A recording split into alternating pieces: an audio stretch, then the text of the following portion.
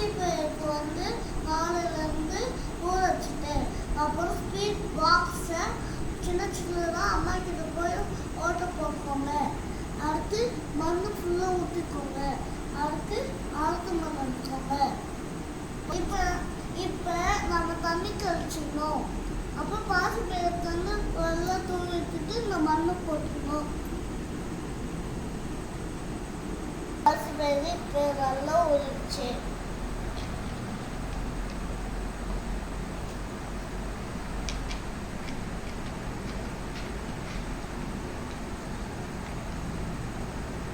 எல்லாத்தையும் ஸ்ப்ரெஸ் பண்ணி போட்டுருங்க.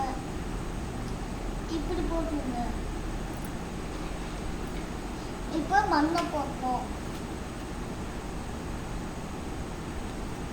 மண்ணுக்கு லேசாக தூவி விடணும்.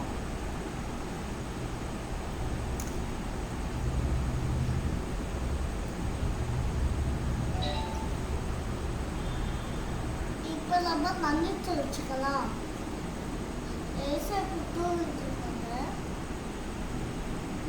இப்போ நம்ம 3 days அப்படியே டிஸ்டர்ப் பண்ணாமல் ஓரமாக வச்சுங்க. இது வெயிலில் வைக்கவே வேணாம். 3 days அப்புறம் தண்ணி தெளிக்கணும். டேரெக்டாக வெயிலில் வைக்காம வெயில் வர இடத்துல வச்சுருங்க. வெளிச்சம் இருக்கிற இடத்துல வைங்க. 10 days அப்புறம் இது கட் பண்ணிட்டு இவ்வளோ தூரம் வந்துடும். அதில் கட் பண்ணிட்டு தோசை எல்லாம் போட்டுக்கலாம், ஜூஸ் குடிச்சிக்கலாம், அப்புறம் சாலட் பண்ணலாம். வேற என்ன பண்ணலாம் நீங்களே சொல்லுங்க. 10 days அப்புறம் நாங்கள் எப்படி வந்துருக்கு நான் வீடியோ போட்டு காமிக்கிறேன். என்னென்ன சீட்ஸ் போடுறது நீங்கள் கமெண்ட் பண்ணுங்க. என்னென்ன சீட்ஸ் மைக்ரோவேவ்ஸில் வளர்க்கலாம் நீங்கள் கமெண்டாக சொல்லுங்க.